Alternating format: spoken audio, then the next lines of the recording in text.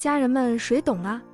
我觉醒了一种超能力，听说别人的超能力是拯救世界，而我只能听见隔壁男神家那只布偶猫的心声。隔壁那个帅到人神共愤，号称京大冰山的江教授，他家的猫每天都在阳台对我大喊：那个笨女人又在看我主人的腹肌了，快看啊！我主人为了吸引她，特意在阳台做了50个俯卧撑，现在腰都快闪断了。我低头看着手里的奶茶，再看着隔壁正襟危坐一脸高冷的江教授。原来你这高冷是装的啊。故事的开始非常草率。半个月前的一个雷雨夜，唐媛媛在阳台收衣服时，被一道细小的闪电精准击中了手中的不锈钢衣架。她没死，但醒来后世界变了。她发现自己能听见一种声音，一种带着浓重大叔魂却又是软萌夹子音的怪声。救命，这男人的脚臭味快把我熏晕了，他竟然还想抱我，离老子远点。唐媛媛惊恐地转头，发现声音来源于隔壁阳台那只优雅高贵价值5位数的布偶猫雪球。而此时雪球的主人，也就是唐媛媛暗恋了2年的邻居江彻，正一脸柔情的试图亲吻雪球的额头。江彻是谁？京大最年轻的生物系副教授，常年西装革履，金丝眼镜后的眼神冷得能掉渣。在唐媛媛眼里，他就是那种可远观而不可亵玩的雪山之巅。可现在雪山崩塌了。江彻这闷骚男，今天为了下楼偶遇那个笨女人，竟然对着镜子抓了半小时头发，喷了半瓶香水。老子的鼻子要废了。雪球在阳台疯狂洗脸，唐媛媛愣在原地，手里的红薯掉在了脚趾上。江彻似乎察觉到了隔壁的视线，转过头，恢复了那副生人勿近的表情，嗓音清冷如雪：林小姐，早！雪球大喊：早什么早？他心里在想，他今天穿这件黄色睡衣真像个小鸭子，好想捏一下他的脸啊！唐媛媛，他看着江彻那张严肃的脸，第一次觉得这世界疯了，或者他疯了。唐媛媛开始了她的拆台生涯。以前她见到江彻总是心跳加速，低头绕道。现在她见到江彻，第一反应是看雪球。有一次，江彻在电梯里遇到唐媛媛，江彻依旧是那副社会精英的模样，单手插兜，目光直视前方。林小姐，最近工作忙吗？雪球蹲在他脚边，翻着白眼吐槽：忙什么忙？他昨晚黑进了你的微博，看到你说想吃城西那家排队3小时的生煎包，他今天特意起了个大早去排队，现在那包子就揣在他那个名牌公文包里呢，烫得他大腿都要脱皮了，还要装优雅。啧。唐媛媛瞄向江彻那价值不菲的公文包，果然看到一丝可疑的热气，他憋笑憋得浑身发抖。江教授，您包里是不是装了什么热能设备？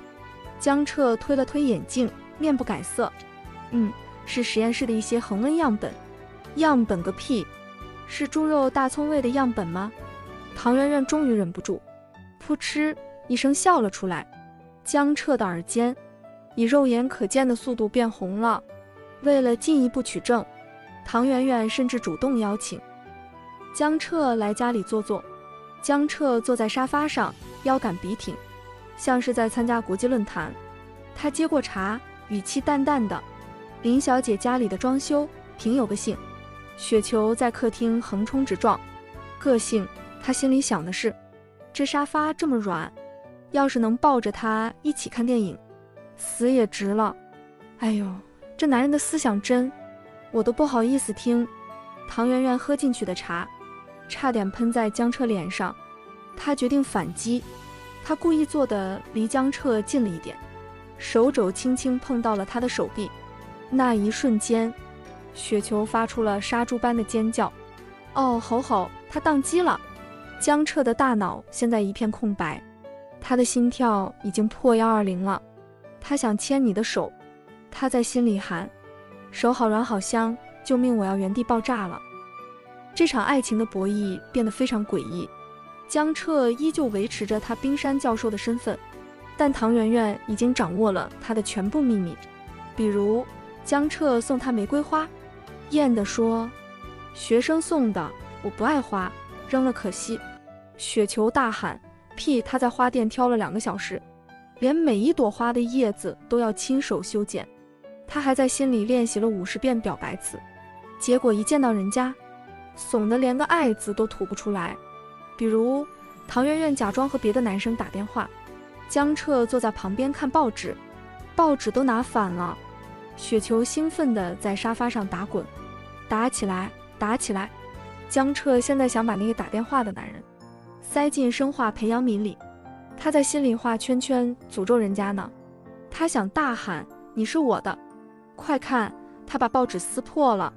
终于唐媛媛受不了，在一个月色极好的夜晚，两人在楼下花园散步，江彻依旧保持着绅士距离，半天憋不出一句话。雪球蹲在路灯下，声音听起来极度绝望：江彻，你是不是男人？这氛围，这灯光，你再不亲上去，老子明天就离家出走，投奔隔壁小伢子。唐媛媛停下脚步，转过身，目光灼灼地看着江彻：江教授，你是不是有话想对我说？江彻愣了一下，金丝眼镜后的眼神有些慌乱，但声音依旧平静：林小姐，晚风凉，早点回去吧。雪球发出一声惊天动地的长叹：老天爷啊，降个雷劈死他吧。他在心里明明在说：我想吻你，想得要疯了，但我怕吓到你，我怕你觉得我太轻浮。唐媛媛心一横，直接上前一步，扯住江彻的领带，在他唇上印下一个响亮的吻。那一刻，世界安静了，雪球的声音也消失了。不是，雪球发出了那种非礼勿视的尖叫：哦，亲到了，亲到了！江彻这傻子现在肯定在想，这是现实还是做梦？他在想，这辈子都不放手了。两人结婚的那天，雪球作为首席伴郎出席了婚礼，他戴着精致的小领结，坐在第一排，眼神里充满了这个主人真难带的沧桑感。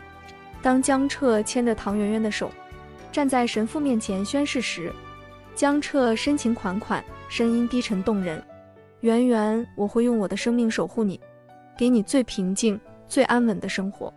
雪球在下面大声吐槽：平静骗鬼呢，他昨天还在偷偷查如何生双胞胎，他心里想的是要把你宠废掉，让你这辈子都离不开他这个心机男。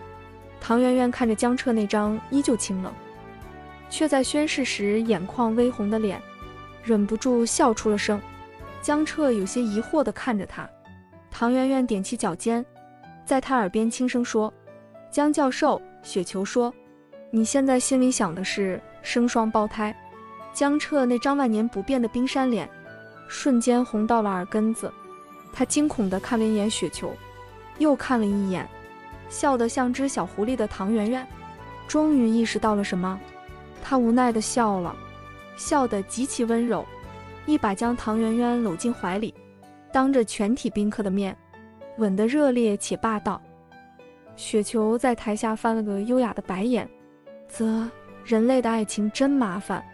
不过这男人的心里话听起来还挺甜的。他说：谢谢你，愿意来到我这个无趣人的世界里，成为我唯一的星光。原来爱情不需要什么高明的演技，只要你有一只会爆料的猫和一个闷骚到极致的邻居，日子就能过得像橘子糖一样，酸酸甜甜，回味无穷。对了，江教授，雪球说他今天想吃和牛罐头，你听到了吗？所以说啊，如果你发现隔壁的高冷男神突然对你特别关照，别急着怀疑人生，先去看看他家猫的眼神，没准那只猫就是老天爷派来给你送情报的卧底呢。